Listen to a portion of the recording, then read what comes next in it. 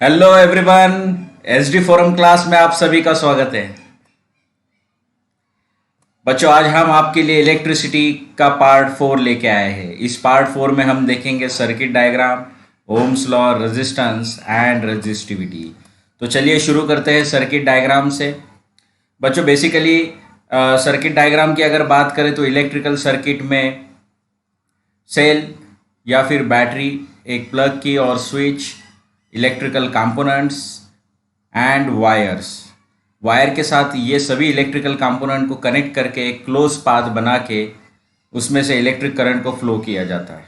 उसी को हम क्या बोलेंगे? सर्किट बोलेंगे, right. In electric circuit we have to show various electrical components, a cell और a battery, a plug, key and connecting wires. अब बच्चों, एक फिगर मैं आपको यहाँ पे दिखा रहा हूँ। देखिए, इस फिगर में आपको एक सेल दिखाई दे रहा होगा, एक बल्ब दिखाई दे रहा होगा, स्विच है एंड वायर है। अब हमने यहाँ पे बल्ब का यूज़ क्यों किया है? क्योंकि जैसे ही हम सेल के साथ कनेक्ट करेंगे और स्विच को ऑन करेंगे तो बल्ब ग्लो होगा। बल्ब ग्लो हुआ तो हमें समझ में आएगा कि उसमें इलेक्ट्रिक करंट फ्लो हो रहा है, राइट? ओके।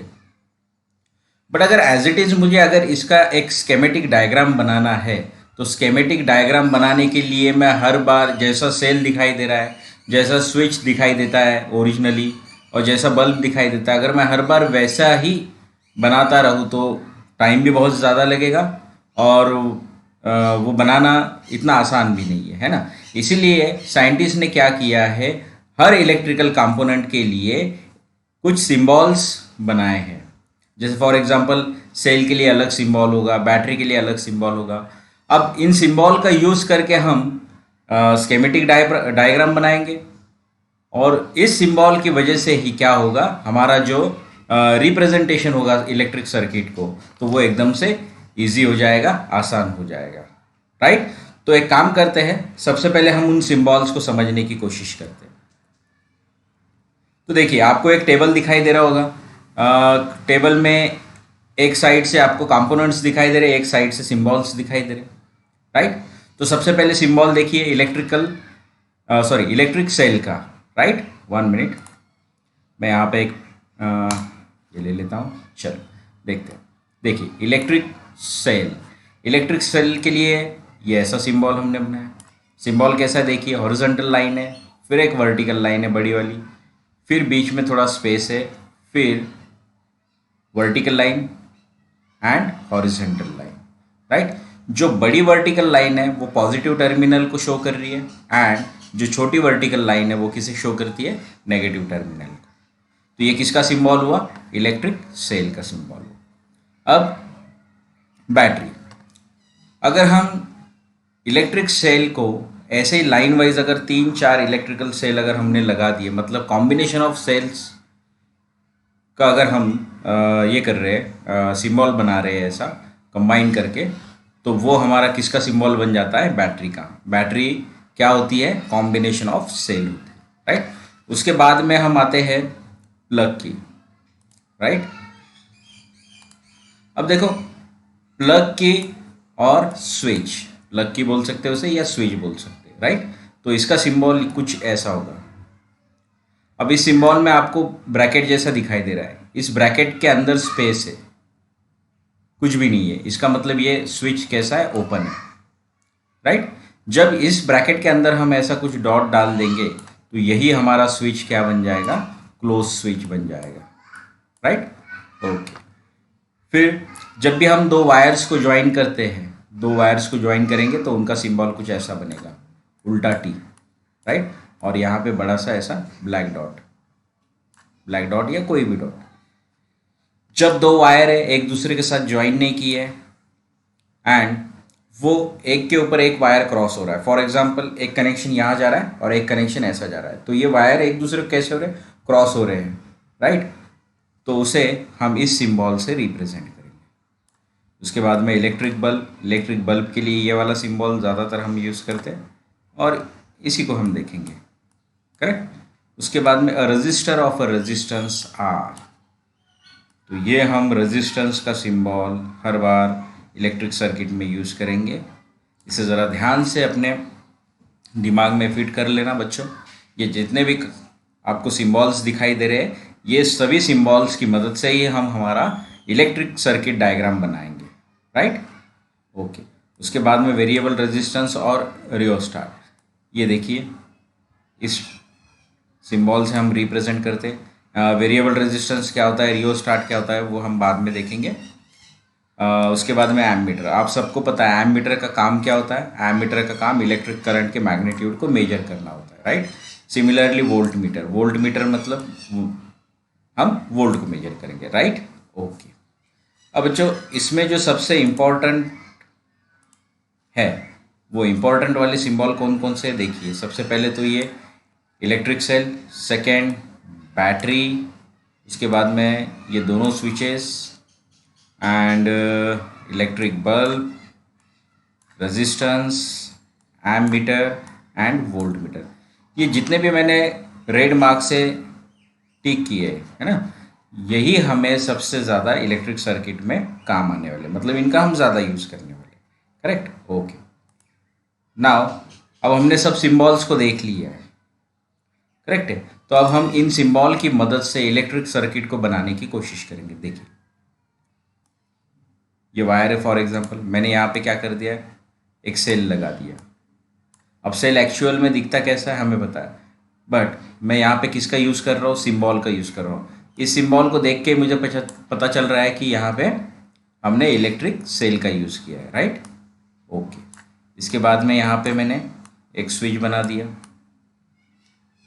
अब इस कंडक्टर का कुछ ना कुछ तो रेजिस्टेंस होगा ही, तो ये रेजिस्टेंस बना दिया। देखिए अब ये सिंपल सर्किट मेरा बन गया है। जब मैं इस स्विच को क्लोज कर दूंगा तो यहाँ से इलेक्ट्रिक करंट क्या होने लगेगा, फ्लो होने लगेगा, राइट। तो ये किसका सिंबल हुआ, सेल। ये किसका सिंबल हुआ, स्विच, राइट। ये किसका सिंबल हुआ, resistance, and we know that I means electric current. तो देखिए कितना आसान हो गया ये सिंबल का यूज़ करके हमें इलेक्ट्रिक सर्किट डायग्राम बनाना, है ना। ओके, अब चलते हैं नेक्स्ट कॉन्सेप्ट की तरफ, या फिर आपको और एक एग्जांपल बता देता हूँ मैं इसका। देखिए अभी आपको यहाँ पे ये जो फिगर दिखाई दे रहा है, इस फिगर में आपको एक्चुअल सेल है, एक्चुअल बल्ब, एक्चुअल स्विच यहाँ पे दिखाई दे रहा है, राइट। इसका schematic representation with the help of symbol हमने यहाँ पे बना दिया है, राइट। ये किसका सिंबल है, हमारा बल्ब का सिंबल है। ये किसका सिंबल है, सेल का सिंबल है, राइट। ये किसका सिंबल है, स्विच का सिंबल है। तो ऐसा कॉम्प्लिकेटेड डायग्राम न बनाते हुए हमने क्या कर लिया, सिंबल की मदद से एक सिंपली हमने स्केमेटिक डायग्राम इसका बना लिया है। तो ये हमें बहुत हेल्प करता है, राइट। ओके, आई होप आपको ये कॉन्सेप्ट समझ में आ रहा होगा। अब चलते हैं हमारे नेक्स्ट कॉन्सेप्ट की तरफ, ओम्स लॉ, राइट। अब बच्चों ओम्स लॉ से हमें करंट एंड पोटेंशियल डिफरेंस के बिटवीन क्या रिलेशन है ये पता चलता है, ठीक है। तो सबसे पहले देखते हैं ओम्स लॉ क्या है। Ohm's law state that at a constant temperature electric current flowing through a metallic wire is directly proportional to the potential difference, right. Okay, तो किसके किसके बिटवीन रिलेशनशिप हमें पता चल रहा है, electric current and potential difference. तो electric current and potential difference V ये दोनों एक दूसरे के कैसे है, डायरेक्टली प्रोपोर्शनल है। कैसे, डायरेक्टली प्रोपोर्शनल, राइट। इसे मैथमेटिकल समझने की कोशिश करेंगे।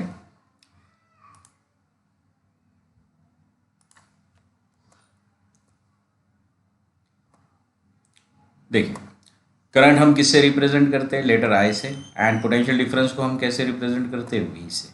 अब according to Ohm's law Ohm's law ने हमें क्या बताया, I current is directly proportional to potential difference V, right. अब बच्चों आपको ये पता ही होगा पोटेंशियल डिफरेंस का एक्चुअल मीनिंग क्या होता है। अगर आपको पता नहीं तो मैं थोड़ा सा शॉर्ट में आपको बता देता हूँ, बट डिटेल में अगर आपको इसके बारे में जानना है तो आपको हमारा प्रीवियस वाला वीडियो देखना पड़ेगा उसके लिए। तो प्लीज़ ज़रूर वो वीडियो देखिए अगर जिनको पोटेंशियल डिफरेंस क्या होता है वो पता नहीं है, राइट। ओके, अब देखिए मैं एक सिंपली इन शॉर्ट में आपको पोटेंशियल डिफरेंस को समझाने की कोशिश करता हूँ। सपोज हमारे पास एक कंडक्टर है या वायर है, राइट। इस वायर के अक्रॉस इसके एंड पे मैंने दो पॉइंट को अज्यूम कर लिया, और पॉइंट बी पे मैं अज्यूम कर रहा हूँ यहाँ पे जीरो पोटेंशियल है और यहाँ पे वी पोटेंशियल है। तो ये दोनों जो एंड है इसके अक्रॉस पोटेंशियल डिफरेंस कितना होगा? डिफरेंस का मतलब क्या होता है? Minus, right. तो v minus zero is equal to कितना? v। तो इस कंडक्टर के अक्रॉस, इसके एंड के अक्रॉस कितना मेरे पास पोटेंशियल डिफरेंस है? v। एंड इस वायर में से जो इलेक्ट्रिक करंट फ्लो हो रहा है, सपोज वो मैं अज्यूम करता हूँ I, राइट। तो ये I and this potential difference, ये दोनों कैसे एक दूसरे के डायरेक्टली प्रोपोर्शनल, राइट। ओके, ठीक है। अब हमें पता है जब भी हम डायरेक्टली प्रोपोर्शनल का सिंबल यूज़ करते हैं तो हमें उसे रिप्लेस करने के लिए कांस्टेंट लेना पड़ता है। तो हमने यहाँ पे कांस्टेंट लिया R, तो हमारा ये फॉर्मूला हुआ V equal to R into I. अब R हमारा क्या है? कांस्टेंट है, एंड उसी कांस्टेंट को हम क्या बोलेंगे? Resistance of the conductor, right. Resistance of the conductor. अब चलते हैं कि ये रेजिस्टेंस क्या होता है। So resistance is nothing but the property of a conductor to resist the flow of charge through it। अगर किसी कंडक्टर में से इलेक्ट्रिक करंट फ्लो हो रहा है और उस कंडक्टर के अंदर अगर रेजिस्टेंस है तो वो क्या करेगा? अपोज करेगा उस करंट के फ्लो को, राइट। अपोज करेगा। और हर मटेरियल का अलग अलग रेजिस्टेंस होगा, ठीक है। तो ये इसका एसआई यूनिट क्या होता है वो देखते हैं। एसआई यूनिट होता है रेजिस्टेंस का ओहम, और उसे ग्रीक लेटर इस सिंबल से हम रिप्रेजेंट करेंगे, राइट। ओम्स मतलब ये वाला symbol. Okay, now according to Ohm's law हमने क्या देखा था? V is equal to I R, right. तो इस वाले फॉर्मूले से हमने क्या किया? हम इसे ऐसा भी लिख सकते हैं, राइट। या तो फिर हम इस फॉर्मूले को ऐसा भी लिख सकते हैं करंट के लिए हम कैसे लिखेंगे इसे? I is equal to V by R। अब अगर इसे ध्यान से समझने की कोशिश करेंगे तो हमें ये पता चलता है, अकॉर्डिंग टू ओम्स लॉ हमने क्या देखा? I एंड V ये दोनों एक दूसरे के कैसे? डायरेक्टली प्रोपोर्शनल है, right. And current and resistance ये दोनों एक दूसरे के कैसे है? इस रिलेशन से हमें क्या पता चला कि I is directly proportional to V। ये तो ऑलरेडी ओम्स लॉ ने हमें बता दिया है। फिर ओम्स लॉ के इस वाले फॉर्मूले से हमने क्या किया? ये वाला फॉर्मूला बनाया, और उससे हमें और एक चीज़ पता चली कि I is inversely proportional to resistance, या फिर इसे ऐसा भी बोल सकते हो आप, resistance is inversely proportional to current, right. Okay, इसे ज़रा डिटेल में समझने की कोशिश करते हैं।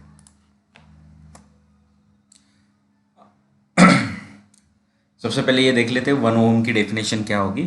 फॉर एग्जाम्पल, अगर किसी कंडक्टर में 1 एम्पियर करंट फ्लो हो रहा है और उस कंडक्टर के एंड के अक्रॉस में पोटेंशियल डिफरेंस अगर 1 वोल्ट है, तो वहाँ पे ये कितना होगा?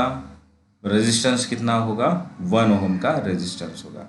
If the potential difference across the two ends of a conductor is 1 volt and the current flowing through it is 1 ampere, then the resistance of the conductor is 1 ohm, right. ये देखो, ये उसका फॉर्मूला हमने अभी देखा। Resistance is equal to क्या होता है? देखो ये वाला फॉर्मूला से कंपेयर करो। रेजिस्टेंस इज इक्वल टू क्या होता है? V बाय आई। तो रेजिस्टेंस ओम में मेजर करेंगे, पोटेंशियल डिफरेंस वोल्ट में मेजर करेंगे, एंड करंट एम्पियर में मेजर करेंगे, राइट। ओके, अब चलते हैं वो वाले कॉन्सेप्ट पे जो मैंने अभी आप लोगों से डिस्कस किया था। देखिए, जैसे ओम्स लॉ ने हमें क्या बताया, ओम्स लॉ ने हमें ये दिया V is directly proportional to I। उस डायरेक्टली प्रोपोर्शनल के सिंबल को हमने रिप्लेस किया तो हमने एक कांस्टेंट लिया R। सो हमें फॉर्मूला मिला V is equal to I into R। इसी फॉर्मूले से हमने ऐसा एक फॉर्मूला बनाया एंड करंट के लिए हमने ऐसा लिखा। अब इसका मतलब हमें पता है I is directly proportional to V and I is inversely proportional to 1/R। इसे डिटेल में देखेंगे ज़रा, राइट। अब देखो, the current is directly proportional to potential difference according to Ohm's law and the current is inversely proportional to the resistance. Then what is the meaning of V is directly proportional to I, तो उसे समझने की कोशिश करते हैं। देखिए, अगर एक कंडक्टर है हमारे पास, अब मान के चलते इस कंडक्टर के एंड के अक्रॉस V पोटेंशियल डिफरेंस है और इसमें जो करंट फ्लो हो रहा है वो I है, राइट। अगर हमने इस पोटेंशियल डिफरेंस को डबल कर दिया, राइट, पोटेंशियल डिफरेंस को हमने क्या कर दिया, डबल कर दिया, तो हमारा करंट भी क्या हो जाएगा, डबल हो जाएगा, राइट। इसका मतलब अगर हमने पोटेंशियल डिफरेंस को बढ़ाया तो हमारा करंट भी क्या होगा, बढ़ेगा, right. So potential difference across the end of the conductor is double, then the current flowing through it also gets double। Directly proportional का मतलब भी वही होता है, अगर एक क्वांटिटी बढ़ेगी तो दूसरी भी बढ़ेगी, एक क्वांटिटी को अगर हम कम कर देंगे तो दूसरी भी कम हो जाएगी, right. If potential difference is half then the current also gets half, right. Okay, तो डायरेक्टली प्रोपोर्शनल का मतलब समझ में आया। अब current is inversely proportional to resistance, इसे समझने की कोशिश करते हैं। Now I is inversely proportional to resistance. अब इसका मतलब क्या हुआ, अगर एक क्वांटिटी इंक्रीज होगी तो दूसरी क्या हो जाएगी, डिक्रीज हो जाएगी। एक क्वांटिटी इंक्रीज होगी तो दूसरी क्या हो जाएगी, डिक्रीज हो जाएगी, राइट। जैसे कि resistance is double then currents get half and if the resistance is half the current gets double, right. जैसे कि एक कंडक्टर है, अब इस कंडक्टर में रेजिस्टेंस R है एंड करंट I है। अगर इस कंडक्टर का रेजिस्टेंस डबल हो जाता है तो इसका करंट क्या होगा, हाफ हो जाएगा, राइट। या फिर और इस कंडक्टर का रेजिस्टेंस अगर हाफ हो जाए तो इसके अंदर करंट क्या हो जाएगा, डबल हो जाएगा, राइट। एक क्वांटिटी डिक्रीज हुई तो एक बढ़ेगी, एक क्वांटिटी इंक्रीज हुई तो दूसरी डिक्रीज हो जाएगी। यही इन्वर्सली प्रोपोर्शनल का मतलब है, राइट। जैसे कि हमने फर्स्ट रिलेशन क्या देखा, V अगर इंक्रीज होगा तो करंट भी क्या होगा, इंक्रीज होगा, डबल होगा, और अगर रेजिस्टेंस इंक्रीज होगा तो करंट क्या होगा, डिक्रीज होगा, राइट। ओके, आई होप आपको ये कॉन्सेप्ट समझा होगा। अब चलते हैं नेक्स्ट कॉन्सेप्ट की तरफ कि हमारा जो रेजिस्टेंस है ये किन किन फैक्टर्स पे डिपेंड करता है, राइट। तो सबसे पहला फैक्टर जो होता है वो है लेंथ, उसके बाद में एरिया, उसके बाद में नेचर ऑफ मटेरियल एंड उसके बाद में टेम्परेचर। तो सबसे पहले देखते हैं लेंथ पे कैसे डिपेंड करता है रेजिस्टेंस। सपोज हमारे पास एक कंडक्टर है जिसका लेंथ L है, राइट। अब इसके अंदर एक्चुअली क्या होता है, देखिए, जो हमारे इलेक्ट्रॉन्स जब इस कंडक्टर से पास होते हैं तो वो बहुत ज़्यादा अमाउंट में वो पास हो रहे होते हैं, राइट। अब वो इलेक्ट्रॉन्स एक दूसरे को कोलाइड होते हुए जा रहे हैं, राइट। अगर सडनली आपने इस कंडक्टर का, सडनली मीन्स अगर आपने इस कंडक्टर की लेंथ को इंक्रीज कर दिया तो क्या होगा, पहले वाले एग्जाम्पल में कोलाइड होके वो बाहर जब आ रहे थे तो उसमें रेजिस्टेंस आर है, राइट। बट जैसे मैंने लेंथ को इंक्रीज कर दिया तो अब क्या होगा, उन्हें ज़्यादा टाइम लग रहा है, कोलाइड ज़्यादा देर तक वो कोलाइड करते हुए फिर बाहर आ रहे हैं, राइट। मतलब रेजिस्टेंस क्या हो रहा है, इंक्रीज हो गया है ना। तो जैसे हमने लेंथ को इंक्रीज कर लिया तो रेजिस्टेंस भी इंक्रीज हो जाएगा, तो इसीलिए R is directly proportional to length, right. If अगर हमने लेंथ को डबल कर दिया तो रेजिस्टेंस भी हमारा क्या हो जाएगा, डबल हो जाएगा, करेक्ट है, ओके। अब चलते हैं नेक्स्ट कॉन्सेप्ट पे। बस आप लोग ये याद रखो अभी फिलहाल के लिए, R is directly proportional to length, मतलब आर और लेंथ में क्या रिलेशन है, ये दोनों एक दूसरे के डायरेक्टली प्रोपोर्शनल। एरिया, एरिया के लिए इन्वर्सली प्रोपोर्शनल होगा, राइट। अब एरिया के लिए इन्वर्सली प्रोपोर्शनल का मतलब क्या है, जैसे आपने एक छोटा वायर लिया, ये छोटा कंडक्टर है, ठीक है। अब अज्यूम करके चलते हैं इसमें जो अमाउंट ऑफ चार्ज है वो क्यू फ्लो हो रहा है, राइट। देन अगर मैंने इस कंडक्टर, इस वायर की जगह पे एक बड़ा वायर ले लिया जिसका एरिया बड़ा है, राइट, ये जो एरिया है ये कैसा है, बड़ा है, and same amount of current अगर मैंने यहाँ से फ्लो किया तो कोलिजन किस में ज़्यादा होगा, इसमें ज़्यादा होगा या इसमें ज़्यादा होगा। ऑब्वियसली जिसका एरिया छोटा है उसमें कोलिजन ज़्यादा होगा, कोलिजन ज़्यादा हुआ तो इसका मतलब रेजिस्टेंस भी क्या होगा, ज़्यादा होगा। तो यहाँ पे एरिया कम, कोलिजन ज़्यादा, मतलब रेजिस्टेंस ज़्यादा, एंड यहाँ पे एरिया बड़ा तो रेजिस्टेंस कैसा हो जाएगा, यहाँ पे छोटा। इसे और एक एग्जांपल से समझते हैं कि अगर 100 लोग हैं, है ना, 100 लोग अगर एक ही दरवाजे से, छोटे दरवाजे से एक साथ जाने की कोशिश करेंगे तो वहाँ पे रेजिस्टेंस बढ़ेगा, और यही अगर वो दरवाज़ा अगर हमने बड़ा कर दिया तो वो एकदम आराम से निकल सकते हैं, है ना, ओके। अब नेचर ऑफ मटेरियल मतलब क्या होगा, डिफरेंट डिफरेंट मटेरियल का डिफरेंट डिफरेंट रेजिस्टेंस, वो मटेरियल पे डिपेंड करेगा, करेक्ट है, ओके। इफेक्ट ऑफ टेम्परेचर, अब देखो कंडक्टर है और अगर टेम्परेचर को इंक्रीज हम कर रहे हैं, जैसे कि हमने कोई भी एक वायर ले लिया मेटल का और उसका अगर हम टेम्परेचर को इंक्रीज कर रहे हैं तो क्या होगा, उसके अंदर के जो चार्जेस है वो चार्जेस वाइब्रेट करने लगेंगे, और जैसे ही वाइब्रेट करने लगेंगे तो वाइब्रेट करने की वजह से वो एक दूसरे के साथ ज़्यादा कोलाइड करेंगे, इधर उधर मूव करने लगेंगे, तो कोलिजन उसमें बढ़ जाएगा। कोलिजन बढ़ जाएगा तो वापस से हमें पता है कि रेजिस्टेंस भी क्या हो जाएगा, इंक्रीज हो जाएगा, right.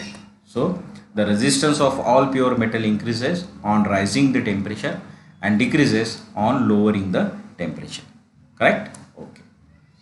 But the resistance of alloy like मैग्नीन, nichrome is almost unaffected by the temperature. अब देखो इनकी प्रॉपर्टीज अलग है, अलॉयज़ की, और अलॉयज़ में जो मैग्नीन और निक्रोम है इनकी प्रॉपर्टीज अलग है, राइट।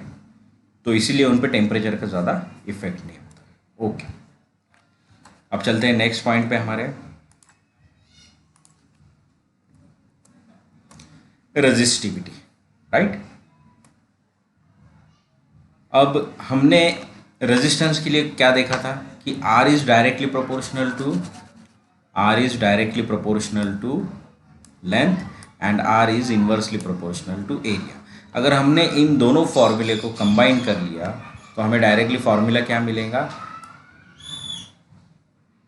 इस वाला पैटर्न में, राइट। फिर हमें पता है जब हम ये वाला सिंबल रिमूव करेंगे तो हमें एक कांस्टेंट लेना पड़ेगा, और हमने वो कांस्टेंट लिया रो, इसे क्या बोलेंगे, इस सिंबल को रो। सो ये हमें अभी फॉर्मूला कैसा दिखाई दे रहा है, R is equal to rho L upon area, rho L upon area. Rho is nothing but, rho क्या है, कांस्टेंट है, रो क्या है, कांस्टेंट है, करेक्ट। तो इससे हमें साफ साफ पता चलता है कि R is directly proportional to length and R is inversely proportional to area, okay. Now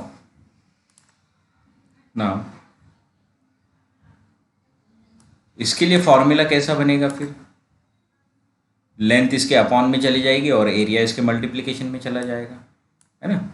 so हमें रो इज इक्वल टू क्या मिला, resistance into area upon L, resistance into area upon L, correct.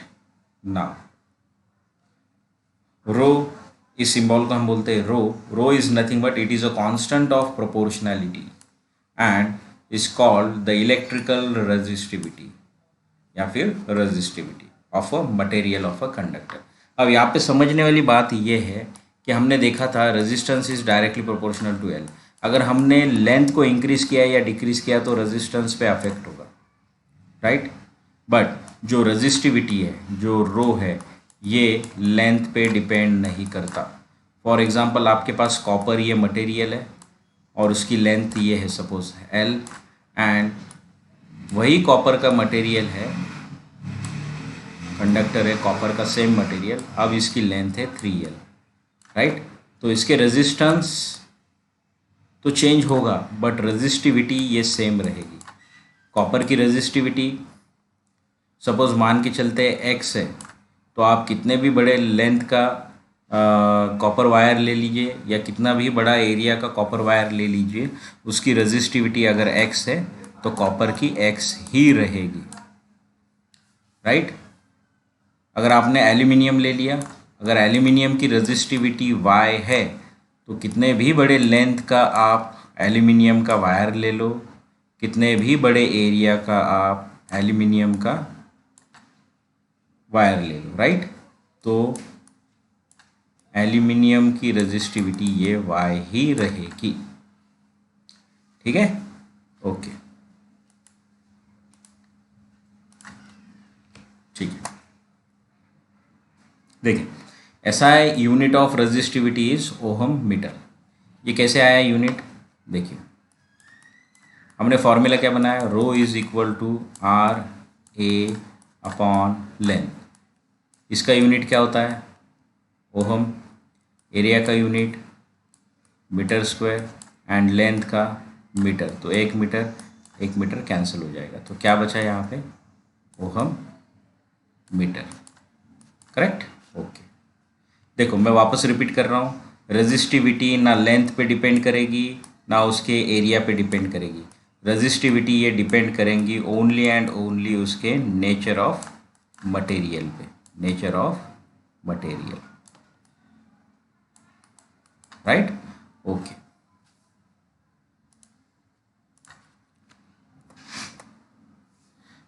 अब देखिए रेजिस्टिविटी क्या है, it is a characteristic property of a material, right. अब इससे हम एक एग्जांपल से समझने की कोशिश करते हैं। यहाँ पे देखिए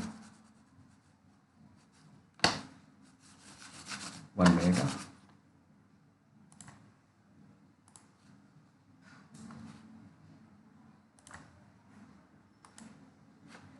देखिए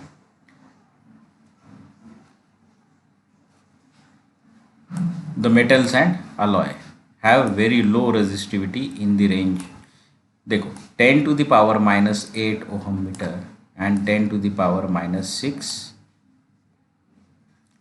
ओहम मीटर, है ना। तो अलॉय एंड मेटल इनकी क्या होता है, सॉरी सबसे पहले हम मेटल की देखेंगे। मेटल में क्या हो रहा है यहाँ पे 10 to the power minus 8 and उसके बाद में 10 to the power minus 6 and -8 है 10 की पावर, है ना। इसका मतलब 0.000000 है ना, 8 टाइम्स। तो हम इससे इस वैल्यू से ये पता कर सकते हैं कि कितना रेजिस्टिविटी लो है, और जिसकी रेजिस्टिविटी लो रहेगी वो क्या होगा, good conductor of electricity, right. Resistivity जिसकी कम होगी उसमें रेजिस्टेंस भी कम होगा, और रेजिस्टेंस कम है मतलब इलेक्ट्रिक करंट उसमें ज़्यादा फ्लो हो रहा है, इलेक्ट्रिक करंट ज़्यादा फ्लो हो रहा है तो वो good conductor of electricity, right. Second, अगर हम इंसुलेटर्स की बात करें जैसे कि रबर एंड ग्लास, तो उनकी रेजिस्टिविटी देखो कितनी है, 10 to the power 12 plus 12 and 10 to the power 17 ohm metre. इसका मतलब इसमें बहुत बहुत ज़्यादा रेजिस्टिविटी है, और बहुत ज़्यादा रेजिस्टिविटी है तो इसमें रेजिस्टेंस भी ज़्यादा है, और रेजिस्टेंस ज़्यादा है तो इसमें इलेक्ट्रिक करंट फ्लो नहीं हो सकता, एंड इसीलिए insulators are bad conductor of electricity, right, okay. अब यहाँ पे एक नोट लिखिए, देखो इस नोट से समझने की कोशिश करेंगे। और both the resistance and resistivity of material vary with temperature. दोनों पे भी क्या अफेक्ट करता है, टेम्परेचर अफेक्ट करता है, करेक्ट ना। कुछ रेजिस्टिविटी के इंपॉर्टेंट पॉइंट्स देख लेते हैं। देखिए, resistivity of a substance does not depend on its length और थिकनेस, जैसे हमने अभी डिस्कस किया था। सेकेंड, रेजिस्टिविटी ये सिर्फ किस पे डिपेंड करती है, उसके नेचर ऑफ मटेरियल पे, nature of substance and temperature पे डिपेंड करेगी। तो अगर टेम्परेचर वैरी होता है तो रेजिस्टिविटी भी चेंज होती है। और नेचर ऑफ मटेरियल या नेचर ऑफ सब्सटेंस, जैसे कि आपने कॉपर ले लिया, एल्यूमिनियम ले लिया, टंगस्टन, अलग अलग मटेरियल के साथ अलग अलग उसका वो वैरी करेगा, राइट, वो उस पर डिपेंड करेगा। Second, resistivity of a substance ये क्या है, ये कैरेक्टरिस्टिक प्रॉपर्टी है, याद रखना बच्चों। So we can use the resistivity value to compare the resistance of two or more substance। याद रखना बच्चों, बहुत ही इंपॉर्टेंट है। बहुत बच्चे रेजिस्टेंस एंड रेजिस्टिविटी में कंफ्यूज हो जाते हैं। तो रेजिस्टिविटी क्या होता है, देखो, resistivity it is a value to compare the resistance of two or more substances, right. I hope आप लोगों को ये समझ में आया होगा, जितने भी कॉन्सेप्ट हमने यहाँ समझाए हैं, राइट। सो अगर आपको अच्छा लगा तो प्लीज़ हमारे चैनल को लाइक कीजिए, सब्सक्राइब कीजिए एंड वीडियो को ज़रूर शेयर कीजिए, right. Thanks for watching, thanks everyone.